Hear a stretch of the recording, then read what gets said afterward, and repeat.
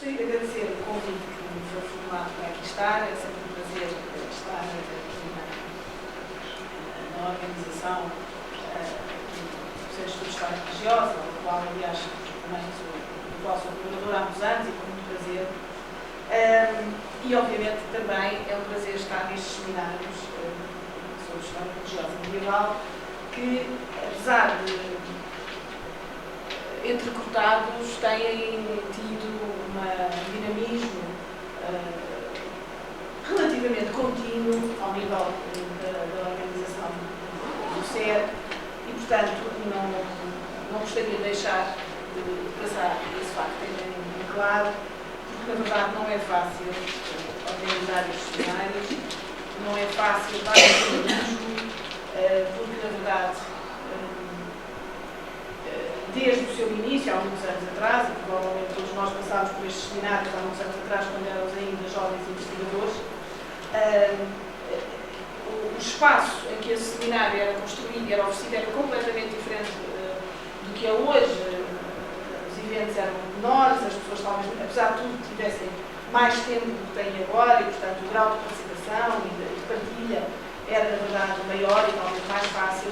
O que significa que hoje em dia montar estes seminários não é, na verdade, nada fácil e dar-lhes, digamos, alimento contínuo também não. E, portanto, gostaria também de saudar os organizadores deste seminário. E depois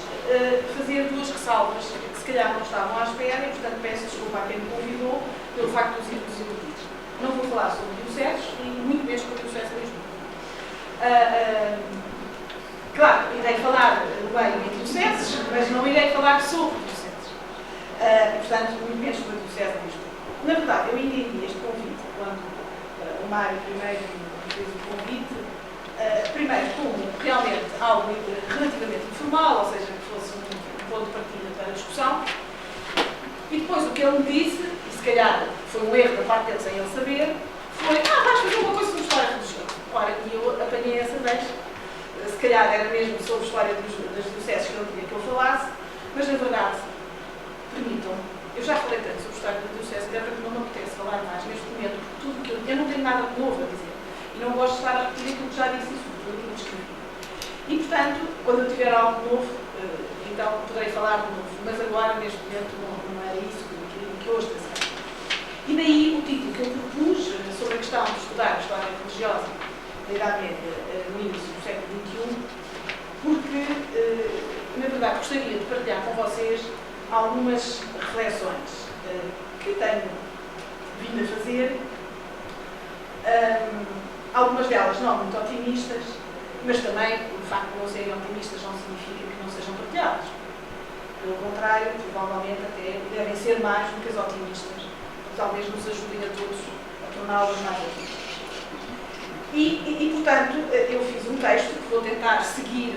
também para não demorar muito. Acho que o objetivo não é, sobretudo, que cada um de nós fale durante muito tempo, é sobretudo que haja espaço também para o debate. E, portanto, vou seguir mais ou menos um texto, menos postado, se calhar, com algumas intervenções.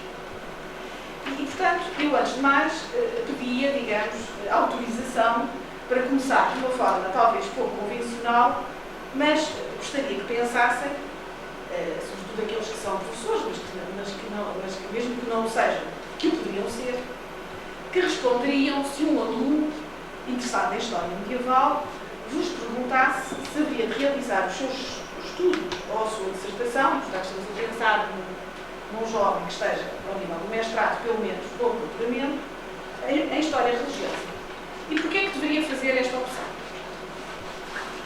À partida, provavelmente poderíamos logo responder com a vantagem da documentação. Para quem estamos perante um aluno que quer estudar medieval. Para todos os efeitos, poderíamos dizer que lidaria com volumes documentais relativamente numerosos, dependendo, obviamente, do tema tratado, mas tendo em conta o caráter da documentação medieval sobrevivente, ou seja, no fundo, em princípio, disporia de fundos documentais das instituições eclesiásticas, muito mais numerosos, digamos, de produção direta, do que se optasse pelo estudo, inclusive, de famílias nobres, onde a documentação é mais dispersa, ou de outras temáticas cuja documentação diretamente produzida por essas instâncias não nos chegou até nós. No segundo momento, poderíamos responder, talvez, que o estudo do fenómeno religioso ou da organização eclesiástica lhe permitiria cruzar diferentes contributos ou tão só obter uma perspectiva privilegiada sobre a sociedade medieval. Talvez não lhe falássemos, num primeiro momento, nas competências específicas que os estudos nesta área implicariam, nem na necessidade de dominar o latim, no caso de pretender séculos mais recuados, ou temáticas ligadas, de maneira especial, ao exercício do poder local. Curiosamente, acho que já não nos lembraríamos de dizer que não optasse por estas áreas, por estas serem áreas tratadas predominantemente por membros do clero. Penso. Na verdade, atualmente, e ao contrário do que era ainda algo dominante há cerca de 30 anos atrás, este parece-me que já não seria um argumento ou um aviso dado ao iniciar nas lentes da história religiosa. Na verdade, a multiplicação dos estudos nesta área nos últimos 20 anos, 20, 25 anos, e o aumento do número de estudiosos contribuiu, parece-me a mim, de forma cada vez mais clara, para ultrapassar gradualmente uma situação que ainda era vigente há cerca de 2 ou 3 décadas atrás. Contudo, se pensássemos um pouco melhor sobre a questão que nos tinha sido colocada, talvez outras ilações gradualmente fossem tomando forma, à medida que essa reflexão fosse evoluindo. Na verdade, que responderíamos a um jovem que hesitasse em escolher esta área como área de trabalho? Que desafios e questões, ou que certezas e orientações lhe daríamos? Que pensamos nós, que nos dedicamos aos estudos nesta área, sobre o que fazemos? O que é, na verdade, estudar a história religiosa da Idade Média? Poderia dizer, antes de mais, que é uma profissão ou uma atividade de risco, mas essa afirmação eu estenderia, na verdade, pelo estudioso da Idade Média, porque corremos o risco de sempre não ter financiamento, nem centralidade, nem mesmo reconhecimento institucional, portanto, penso que este argumento não mudaríamos. Mas a questão talvez nos levasse, num segundo momento, a refletir sobre, digamos, o que é, na verdade, o estudar a história religiosa na Idade Média. E para tal, gostaria de partir de uma obra que já não é muito recente, mas que me parece, um dos artigos que me parece particularmente significativo. É uma obra franco-alemã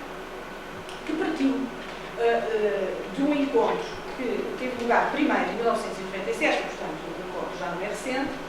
entre o conjunto de historiadores franceses e alemães que se juntaram primeiro em Sèvres para refletirem sobre os progressos da historiografia medieval alemã em torno de alguns eixos temáticos, tomados como pontos de enfoque. Um ano mais tarde, em 98, reuniram-se em Göttingen, o mesmo grupo, mas agora para discutir os eixos temáticos sobre os quais a historiografia francesa era analisada. O objetivo destes encontros era, e isto deu origem a um livro publicado em 2002, o objetivo destes encontros era o retraçar as tendências atuais da história da Idade Média, tanto atuais naquela altura, tanto na França como na Alemanha, e nessa altura optou-se não pela elaboração de pontos de situação pornográficos, à semelhança de muitos outros anteriores e coerros deste encontro, mas optou-se antes, como já referi, pela escolha de eixos temáticos, apresentados e comentados por historiadores dos dois países. Para o caso alemão, entre as 7 temáticas que foram tomadas como ponto de partida, uma era a religião e liturgia, que deu origem a 2 apresentações feitas por 2 historiadores alemães, Argendent e Klaus Schreiner, e o comentário de Anita Guerreau-Jalabert e de Eric Palazzo. Portanto, a apresentação sobre as evoluções ao nível da historiografia alemã como aos 2 primeiros, a crítica aos 2 outros. Mas gostaria de trazer aqui, sobretudo, a intervenção de Anita Guerreau-Jalabert. Para esta autora, os 2 papers apresentados pelos seus colegas alemães colocavam uma questão central. Se não tinha chegado o tempo de abandonar a denominação tradicional de história religiosa para, em seu lugar, olharem o cristianismo como um facto social total na esteira da leitura de Marcel Mauss, tendo em conta que, na Idade Média, a Igreja não era uma instituição, entre outras, E o cristianismo não era um conjunto de crenças ao qual se fosse livre de aderir individualmente, de maneira privada e em toda a liberdade de consciência. Anita Guerra-Jalabert rematava então, dizendo que a utilização de classificações como político, social, religioso, jurídico, económico e literário não correspondiam aos dados medievais, pelo que os historiadores medievistas, embora sempre preocupados com o anacronismo, nunca se tinham interrogado sobre a validade dos seus instrumentos de análise. A posição algo radical e discutível de Anita Guerra-Jalabert constitui, contudo, parece-me a mim, um bom ponto de partida para a reflexão que eu gostaria de transmitir ou de partilhar, articulada em função de dois eixos principais. De que se fala quando se fala de história religiosa, o que é fazer história religiosa da Idade Média em Portugal no início do século XX. Estas duas questões, que obviamente não vou esgotar bem longe, vou apenas contribuir com algumas reflexões, permitir-me-ão refletir sobre algumas das condições de enquadramento do trabalho nesta área, sem com isso elaborar um novo ponto de situação da bibliografia produzida, merecer os trabalhos elaborados mais recentemente, nomeadamente o volume orientado por José Matoso, Luís Rosa, Renato Vasconcelos e Sousa e Maria João Branco, publicado no final do ano passado e dedicado à historiografia portuguesa das últimas décadas e permitindo em paralelo refletir algo em conjunto em torno de alguns problemas e desafios que hoje colocam aos estudos nesta área. Há cerca de 7 anos atrás, em 2007, há 5 anos atrás, em 2007, e a propósito das comemorações dos 50 anos da revista Lusitana e Sacra, elaborei, a pedido então da direção, uma primeira e limitada reflexão, primeira para mim, obviamente, e limitada reflexão sobre a questão da história religiosa. Nessa altura referi, a propósito dessa comemoração, e permitam-me citar apenas porque, por comodidade digamos, de leitura e porque, na verdade, não como obviamente autor referencial, mas porque tem um enquadramento de evolução nesse pensamento. Nessa altura referi, a propósito dessa comemoração, mas também tendo como pedra de toque o próprio título do encontro, da história eclesiástica à história religiosa, o primário mais recente do conceito de história religiosa e o caráter, digamos, entre aspas, imperialista deste conceito, que procurava ultrapassar as fronteiras de denominações como história da Igreja ou história eclesiástica. Já alguns anos antes, quando o lançamento da história religiosa de Portugal, a utilização deste conceito foi debatida e justificada como eixo norteador de uma publicação que pretendia refletir a abrangência transversal do fenómeno religioso e a opção por uma leitura global da vivência religiosa ligada ao conjunto da sociedade humana.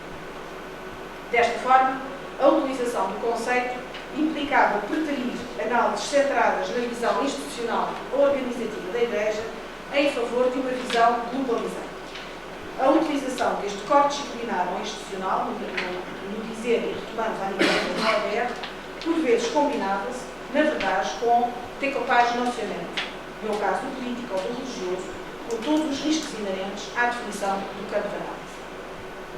Curiosamente, na obra mais recente dedicada à historiografia portuguesa e já anteriormente referida, ou seja, sobre a historiografia medieval portuguesa publicada recentemente,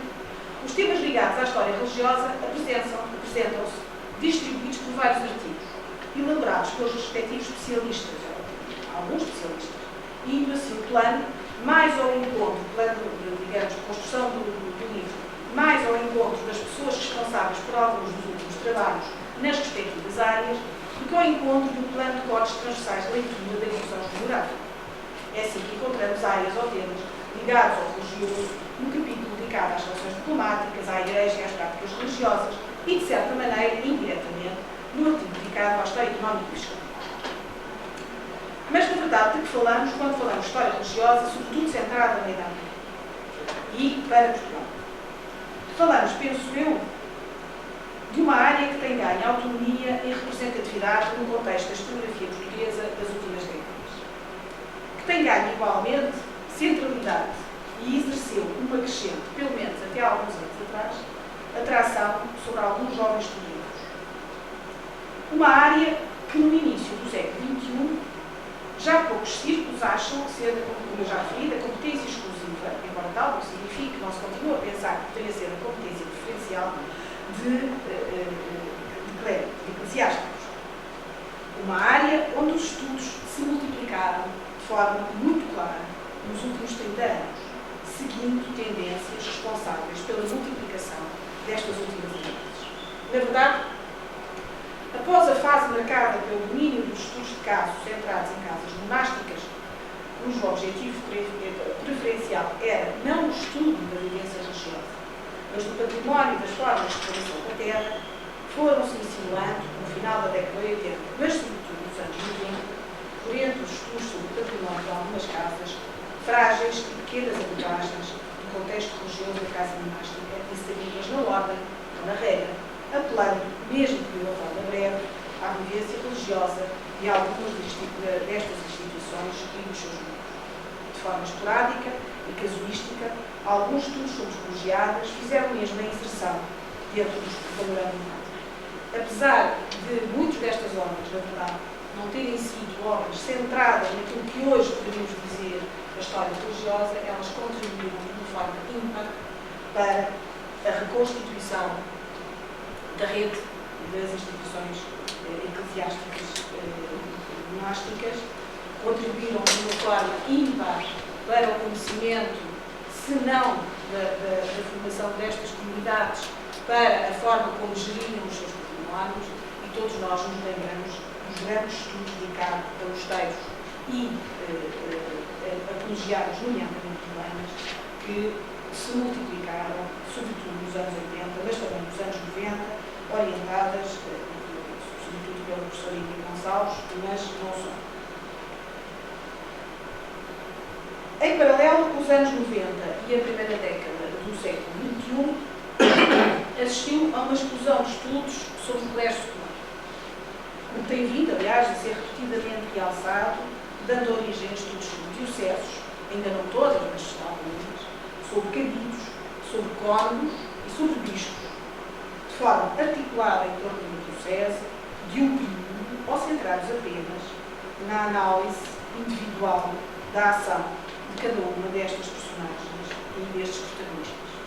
Na verdade, penso que quando chegarmos a meados da primeira década do século XXI, estávamos perante um conjunto muito numeroso de obras, muitas vezes elaboradas em âmbito académico, mas não só, de artigos, de análises monográficas, de estudos casuísticos, de várias figuras, de vários protagonistas eclesiásticos do colégio secular que não tinham no início dos anos 90. E, na verdade, um aumento bastante significativo destes estudos, acompanhado exatamente pelos primeiros estudos sobre dioceses, que obviamente a obra, digamos, de referência mais antiga é, obviamente, a do Padre Avelino, mas, para todos os efeitos, mais próxima do Padre José Marcos sobre a Arquidiocese de Braga no século XV, a partir depois daí várias ou algumas se foram apresentando e esperemos que nos próximos tempos outras venham a ser apresentadas e discutidas para o público e que passemos a conhecer um pouco mais sobre as dioceses. Portanto, mesmo não querendo falar em dioceses, eu, obviamente, não posso deixar de dizer que, apesar de tudo, ainda há muitas dioceses por estudar, ainda não sabemos muito sobre a história das dioceses. Lisboa é um caso, mas não é único. Évora tem imensa documentação para estudar ainda, Coimbra ainda tem documentação para estudar, já para não falar, obviamente, em Viseu, da qual se espera a tese, mas também Lamego, que, obviamente, também espera o seu estudioso, porque a análise que existe é só para a primeira metade do século XIV, e mesmo Braga, com uma documentação absolutamente esfuziante de riqueza, que nos faz sempre ter saudades e ter pena que aquele arquivo só funciona entre as 9 e entre as 2 e as 4h30, e só nos dá vontade de levar a documentação para casa, porque há tanto tempo livre e nós temos que sair à cala. Mas fora isso, realmente, com uma documentação absolutamente única, marcante, aliás, para todos os dioceses portugueses. Acho que não há nenhuma diocese que não encontre documentação em Braga, e, portanto, realmente ainda há muito a fazer neste tempo. Mas esta multiplicação, realmente, é muito típica dos anos 90 e da primeira década do século XXI, digamos, até meados da primeira década. Nos últimos anos, e respondendo talvez a um apelo reiterado várias vezes por José Matoso em diversos fóruns, alguns estudos também se têm vindo a debruçar sobre ordens religiosas, como é o caso dos estudos dedicados aos colos regrantes, nomeadamente pelo Maestro Gomes Fernandes, às Clarissas pela pessoa que aqui está a professora Filomena, aos dominicanos, aos ermitas mais recentemente, e anteriormente também as ordens militares, como todos sabem, tinham já sido objeto de estudo estudo através de um questionário relativamente comum a todos esses estudos, embora esses estudos tenham sido organizados e desenvolvidos num contexto diferenciado da Escola do Porto, digamos assim, e também de acordo com parâmetros diferentes daqueles que nortearam estas teses mais recentes sobre ordens monásticas. A par, obviamente, desenvolveram-se também os estudos sobre religiosidade, que se têm desenvolvido, e sobre vivência religiosa, que não são menos importantes, diria, sobretudo, centrados no contexto dos séculos finais da Idade Média, diversificando-se em diferentes vias e em diferentes abordagens. De uma forma ou de outra, estes múltiplos percursos percorridos nas últimas décadas, e portanto estou a centrar, digamos, da década de 80 para cá, têm deixado, obviamente, múltiplos passos em aberto. Para além dos já referidos, ou seja, daqueles que resultam da não existência de estudos monográficos sobre todas as dioceses, sobre as várias ordens religiosas, obviamente sobre os episcopados, por exemplo, em determinados contextos políticos ou em determinadas cronologias. Para além disso, na verdade, parece-me que a ausência de síntese complica e dificulta, em muitos aspectos, uma visão articulada da evolução do panorama religioso para a Idade Média portuguesa. Da mesma forma que a ausência de novas problemáticas em favor de estudos construídos a partir do interior da estrutura religiosa dificulta, por vezes, a compreensão da integração do fenómeno religioso no contexto social. Quer com isto dizer que o domínio ainda presente de estudos de caso articulados em função exclusiva das fontes internas e das questões internamente colocadas pelas vivências das casas ou das instituições, favorece, em alguns casos, a reconstituição pormenorizada dos objetos, mas nem sempre facilita a sua problematização num contexto mais alargado. E com isto, e é bom que eu tente explicar o que quer dizer, não pretendo questionar, bem pelo contrário, a necessidade de um trabalho holístico profundo, de uma análise o mais exaustiva possível dos dados documentais, de uma leitura atenta e pormenorizada do que é incontestavelmente a fonte do nosso trabalho e a espinha dorsal da nossa análise, ou seja, a documentação arquivista. Nunca será demais chamar a atenção para a necessidade de publicar documentação, mesmo que essa tenha outra. De elaborar instrumentos de trabalho que facilitem a vida e a investigação dos historiadores e, desculpem, eu ando nisto já há muitos anos, e todos os anos, agora menos, pelo menos nos arquivos, ouço dizer a mesma coisa, que é várias pessoas vão ver o fundo de Santa Cruz, várias pessoas vão ver o fundo da Sete Coimbra, e já várias pessoas o viram, já várias pessoas o inventariaram, e todos nós recomeçamos, eu digo a série da Santa Cruz, porque são aqueles que normalmente nós vamos sempre parar lá, queiramos ou não queiramos, ou realmente, portanto, há realmente uma falta, não só de documentação publicada, mas há uma falta de instrumentos de trabalho, embora eu não possa dirigir esse comentário às duas pessoas que estão aqui ao meu lado, que são responsáveis pela elaboração de múltiplos instrumentos de trabalho e aos quais temos que agradecer o trabalho desenvolvido. Na verdade, qualquer um de nós falaria, ao tal estudante que nos intitulou no início desta reflexão, na necessidade de saber poligrafia e, preferencialmente, de ter alguns conhecimentos de latim. Falaríamos também, penso eu, do prazer do arquivo e da necessidade de estar atento aos pormenores. Na verdade, penso que muito desse prazer, muito antes, digamos assim, do mundo empresarial e universitário ter descoberto a qualidade, já nós, aprendizes de história medieval, privilegiávamos a qualidade em vez da quantidade. E, na verdade, privilegiávamos a qualidade da informação e a qualidade do trabalho que nos permitia, em muitos casos, trabalhar com um pouco mais de indícios para construir trabalhos de qualidade. Portanto, permitam-me, se calhar, chamar aos medievalistas mais professores nesta questão da utilização do conceito de qualidade que hoje usa e enche o discurso de todo o mundo empresário e todo o mundo universitário. Na verdade, penso que nós temos bastante experiência no que é o trabalho de qualidade e, sobretudo, de qualidade, sabendo desmontar as informações e os indícios puros. Da mesma forma, não questiona a necessidade de elaboração de trabalhos monográficos de base, de maior ou menor abrangência, indispensáveis ao progresso do conhecimento. Mas a necessidade de tomar o fenómeno religioso como um fenómeno transversal à sociedade medieval assume, parece-me, uma premência particular.